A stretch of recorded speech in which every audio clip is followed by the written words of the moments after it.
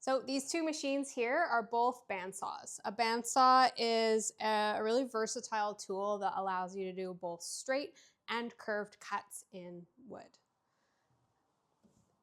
The cabinet opens up at the top and bottom. And you can see that there's two wheels with a band-shaped saw blade running between those wheels and through the middle of the table. So we want to make sure that the blade is tracking centered on these two wheels and that we have the height of the blade guard set to just above the height of our material. So we're going to set the height by releasing a knob on the back of the bandsaw and lowering the blade guard down using this crank. And we want about maybe half an inch of space between the top of the material and the blade. This just prevents any extra blade from being exposed that needs to be exposed, but also make sure that the material can slide freely through the blade. Once we have that set, we're also going to close these doors. Really, one of the risks with using a bandsaw is that sometimes the blade can break or snap. So as long as we have the doors closed and that blade guard set as low as possible, if the blade were to break, it's not going to have anywhere to go. So it'll make a really loud bang and probably be a bit scary, but it's not going to cause you any harm. We also want to check that these bearings on either side of the blade are set to just about a paper's width on either side of the blade. I'm noticing that this right one here has a little bit of a gap, so I'm just going to release it and slide it in until it's just about to touch the blade and then tighten it back down. These two bearings just keep the blade from moving from side to side. There's also what's called a thrust bearing at the back, which keeps the blade from moving front to back.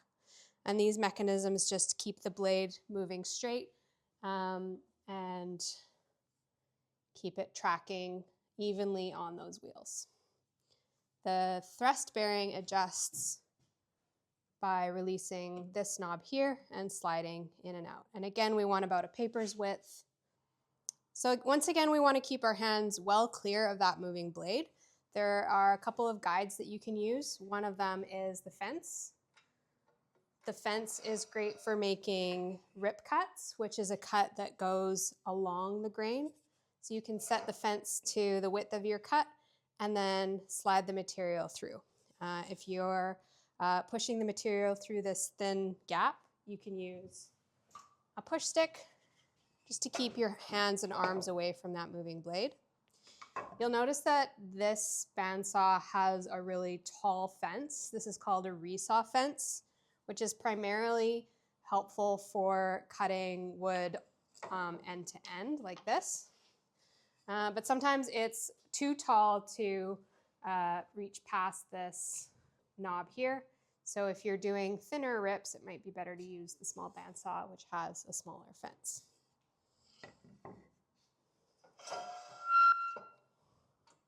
If you're doing cross cuts, so across the perpendicular to the grain, you can use a miter gauge. This is a jig that slots into a track on the bandsaw bed, which allows you to hold your piece at a 90-degree angle to the blade and pass it through at 90 degrees. We want to make sure that we're supporting that piece all the way through the cut. You can also cut things freehand on the bandsaw. So especially if you're making curves, you can just steer the piece however you want. You can follow a pencil line in order to cut curves or different shapes. As long as we're keeping our hands well away from that blade, there's lots of different things that you can do on a bandsaw. The width of the blade front to back determines how tight of a curve you can get on the bandsaw. So if you're trying to cut tighter curves, you want to use a smaller blade, and that's where this small bandsaw comes in handy because it's got a smaller, thinner blade. The thicker blade on the big bandsaw is great for making straight, smooth cuts. One thing that we never want to do is cut something that's round on the bandsaw. The reason for this is that as the blade is coming down, it's pulling the material down onto the bed. And if you have something that's round that can roll around, what's going to happen as the blade is pulling down, it's going to start to spin that piece of wood. And if this is moving really fast at top speed, as you start cutting into that round material, it's going to turn this into a catapult. And this round object can start spinning really fast and it can actually get flung across the room. So if you do need to cut something round, it's great to use the miter gauge. And it's even better to use a clamp to hold that round piece securely as you're making your cut.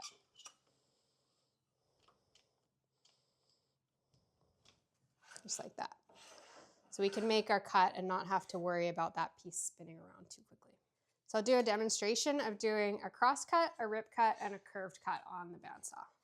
So for the cross cut, once again, I'm using the miter gauge and lining up the blade with the cut that I want to make, like that.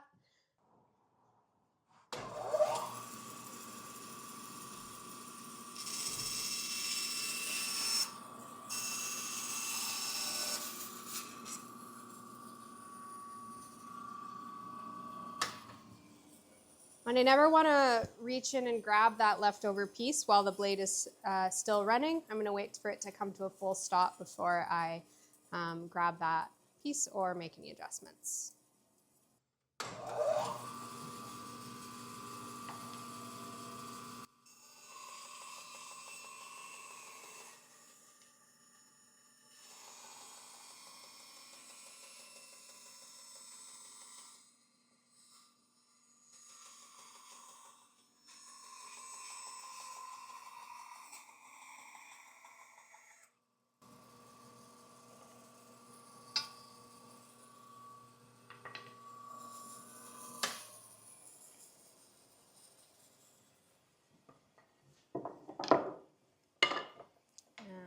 Curve on this one.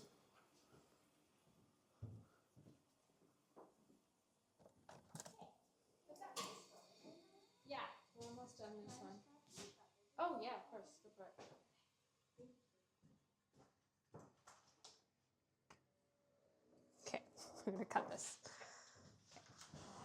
Thank you very much.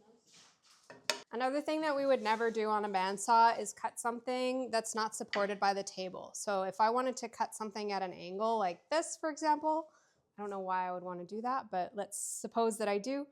What might happen is that blade again is going to be pulling that piece down towards the bed. So it's going to kind of snap itself down. And if you have a finger underneath there, it can really hurt. So make sure that your piece is well supported, fully supported by the bed as you're cutting, and that you're never trying to cut something in midair.